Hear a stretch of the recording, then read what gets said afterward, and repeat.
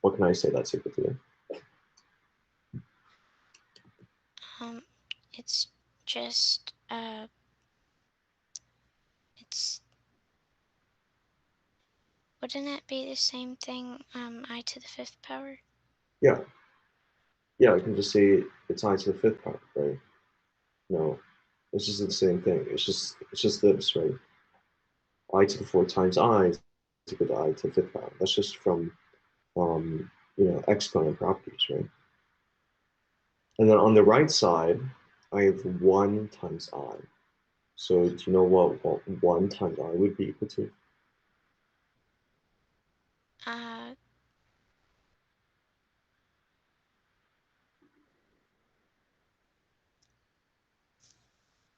uh, one I. Uh, Yeah, you can say like 1 I, but like, the 1 is kind of repetitive, right? So I can just say it's equal to I, right? Just like the same thing as, if you have like 1x, you don't necessarily have to say it's 1x, you can just say it's x, right? all right. So, yeah. So now I have I to the fifth power is equal to I, right? So like, so all I did was like just do some algebra, right? I started with a true statement, I to the fourth is equal to 1, and then I multiplied both sides by the same thing, right? So this new equation that I have is going to be true, right? So then I get I to the fifth power is equal to I, right? So that's one way you can solve for I to the fifth. I to the fifth is equal to I, right? Um, so another way you can do it is like, um, well, like one way is you can just separate this into I to the fourth times I to the first power, right? Because this is again just from exponent properties, right? If I have same base to some power times same base to some power, um, maybe if I use a pointer here, if I the same base and they're both to some power, if I apply them together, I can say it's that same base to the sum of those powers, right? But I'm just doing it backwards this time. And why I'm doing it this way is so I have this I to the fourth term, and like before, we said that I to the fourth was equal to 1, right? So then I can just say that this I to the fourth term is just equal to 1. And then I have I to the first. And then if I 1 times anything, the 1 just doesn't do anything. And then the I to the first power, that's going to be itself, right? So then this is just going to be equal to I. So that's another way you can do it. I to the fifth is equal to I. You can also just, you can all just split the I to the fifth into like 5 square root of negative ones times each other, right? And then if you work that out, you also get just I. Yeah. That's basically it. That's basically it. So does that kind of make sense? yeah. So uh the most crucial part about this is like I want you to realize that from each of these I powers, I can just get to the next one by multiplying by I, right? So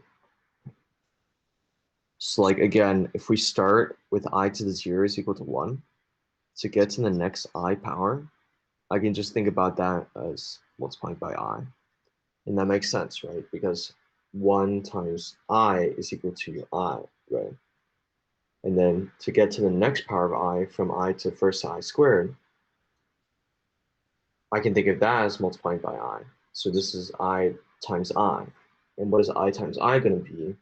Well, that's just like square root of negative 1 times square root of negative 1, right? Which is going to be equal to negative 1. And then to get from I squared to I cubed, I can also think of that as just multiplying by I, right? Negative 1 times I is just going to be equal to negative I. And then to get from I cubed to I to the fourth, I can just think of that as multiplying by I, right? And then if I have the negative I times I, I can take out the -1. So then I have -1 times I times I. I times I is just I squared. I squared is just -1. So then -1 times -1, and that's equal to 1. And then from I to the fourth to I to the fifth, I can also think of that as multiplying by I, right? Um, and then that makes sense because 1 times I is equal to I. So then if I have I to the sixth power, can you tell me what that would be equal to? Um, -1. Yeah, good job. So here we can just like do the same thing, right? From I to the fifth power to I to the sixth power, I can just think of that as I'm multiplying by I. And then I times I, that's just going to be equal to -1, right? So then if I have I to the seventh power, can you tell me what that's going to be equal to?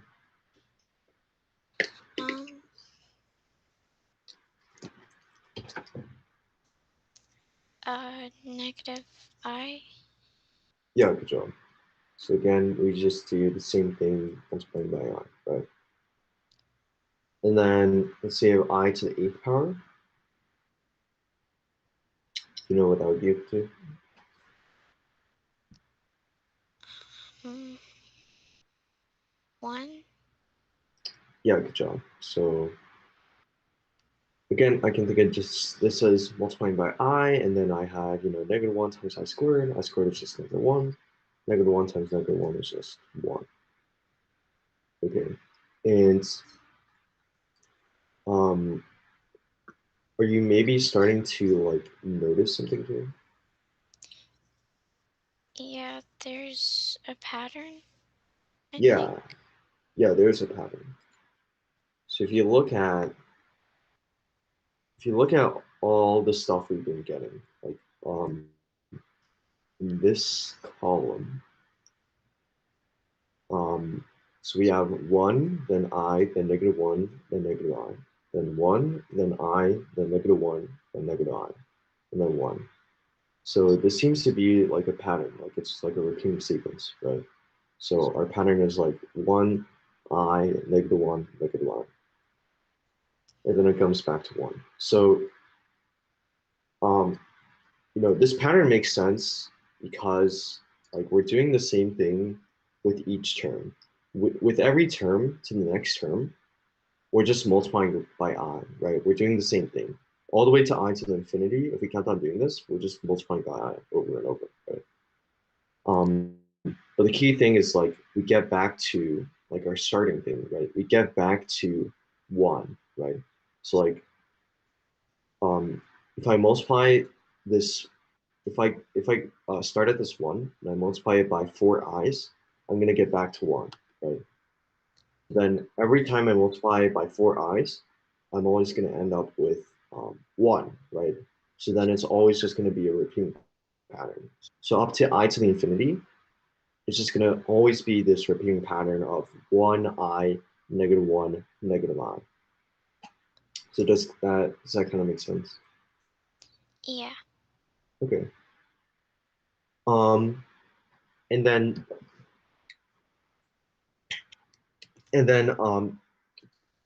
basically with this pattern, um, we can use it to find whatever power of I that we want, regardless of how big it is, and like really fast.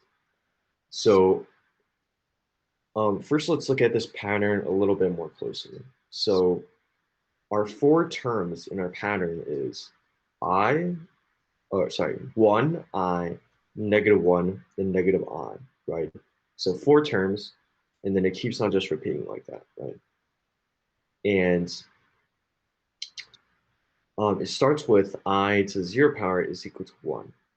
So the thing here that you can notice is that I to the every multiple of 4 power is always going to be equal to 1. So I to the fourth, that's a multiple of 4. 4 is a multiple of 4. That's going to be equal to 1. And then I to the 8, 8 is a multiple of 4. So that's also going to be equal to 1. So, why that happens is because like um, we start with with a zero, right? I to the zero, and it's equal to one. And then if we have four numbers in our pattern, like every time we add four to our exponent of I, we're just going to get back to the same thing, right? Because we're moving up four terms in our pattern, but our pattern has four terms, right? So every time we move up four terms in our pattern, it's just always going to equal the same thing, right?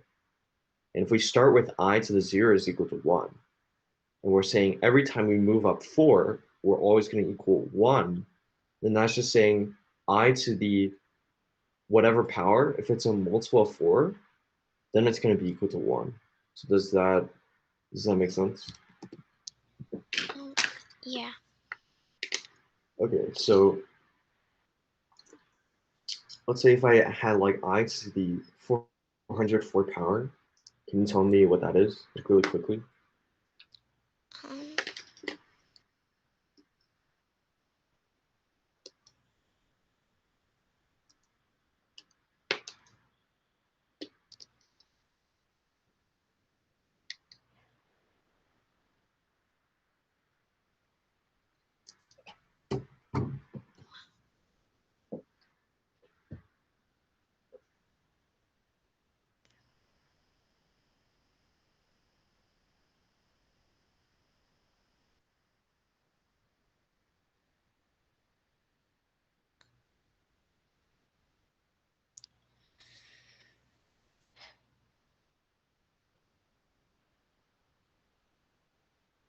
um, would it be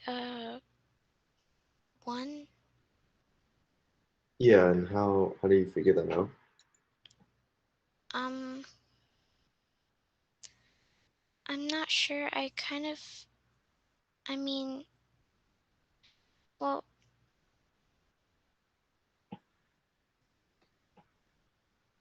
uh,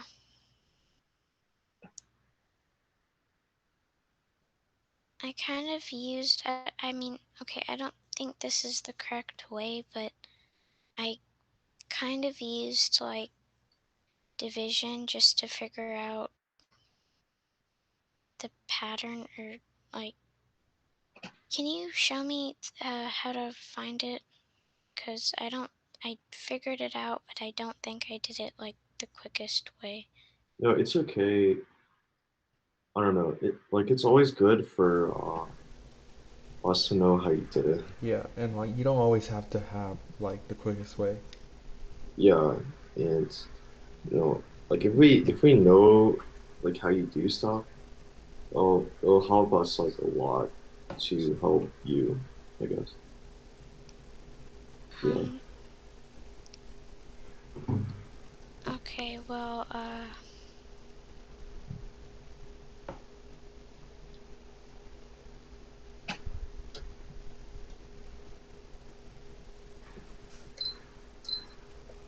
um, well, I kind of like divided by 4, and I mean, I kind of just guessed from there. Like, I'm not sure. I don't think that'll work every time. So, Or how do you guess? um,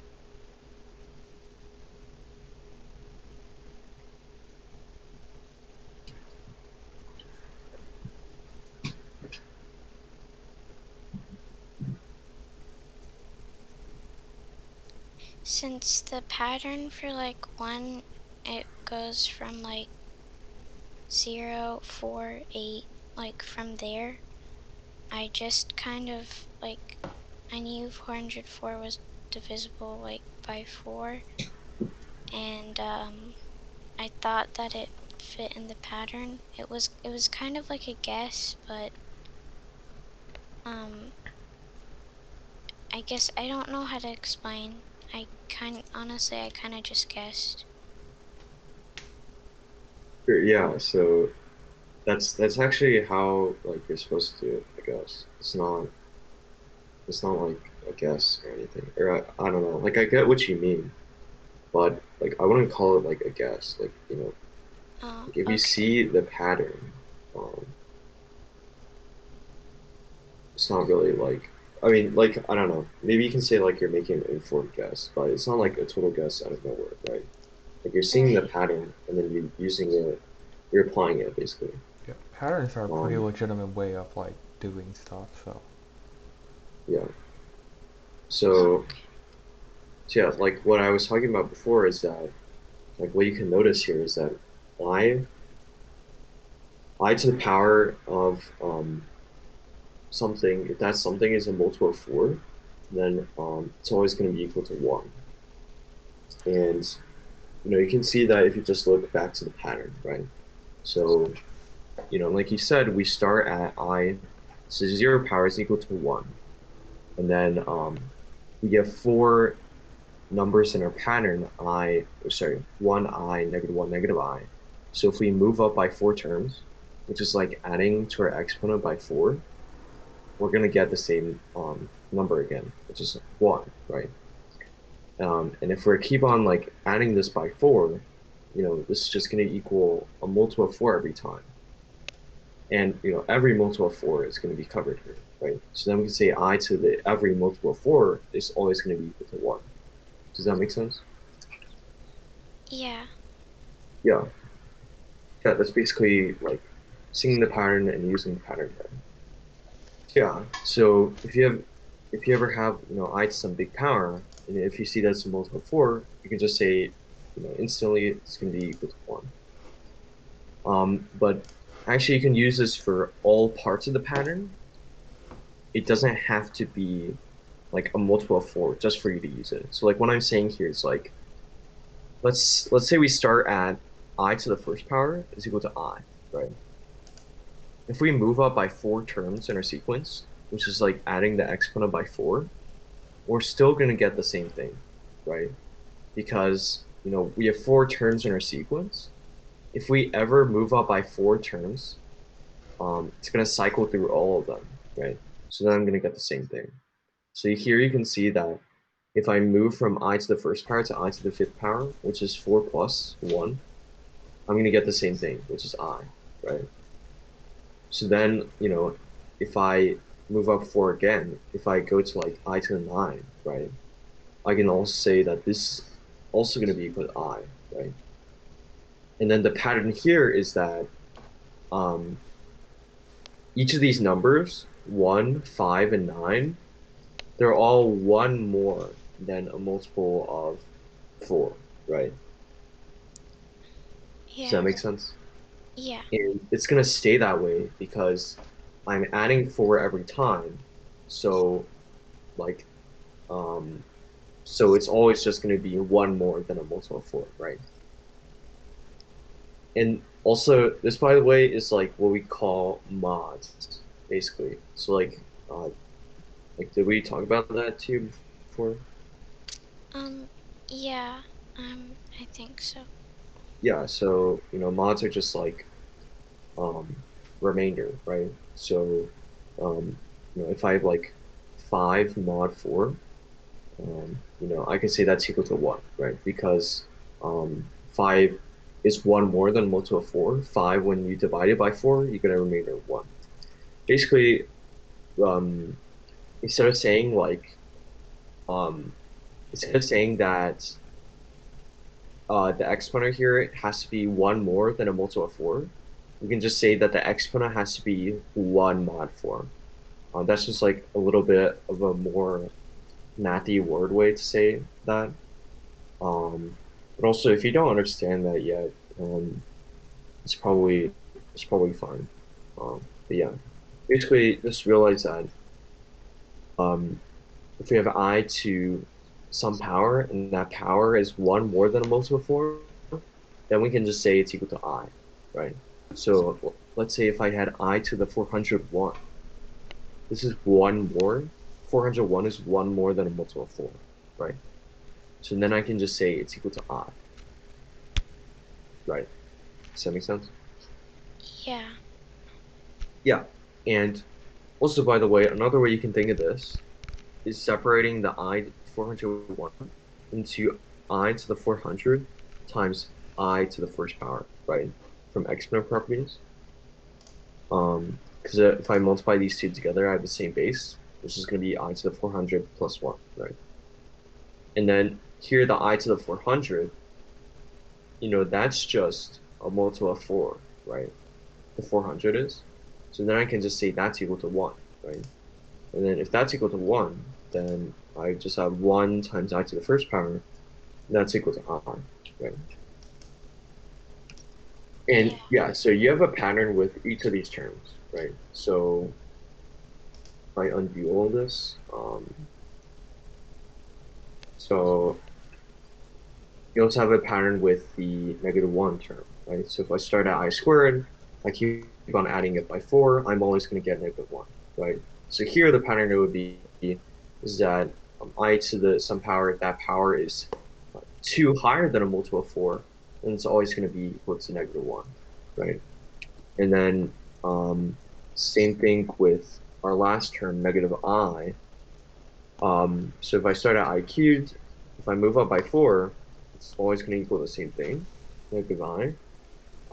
And then I could say every 3 higher than multiple of 4, that's going to be equal to -I, right? So does all of that make sense? Yes. Okay, so let's say if I was trying to solve some I to some big power, um, let's say if I was trying to solve like I to the 500, um, wait, actually, no, not 500. Let's do like, just do something like 53. So, so one way we can do this is by looking at like our pattern basically. So, like you want to find out um, how much how much bigger 53 is to a multiple of 4. Basically, we want to find what the remainder of 53 is when divided by 4. And you can see that like 52 is a multiple of 4, right? Because if I divide that by 4, it's like, I can take it out of 40, and that's 12, and then 12 is divided by 4, right? So 52 is a multiple of 4. So 53 is 1 more than a multiple of 4. So with that information, can you tell me what I to the 53rd power is? Um, okay,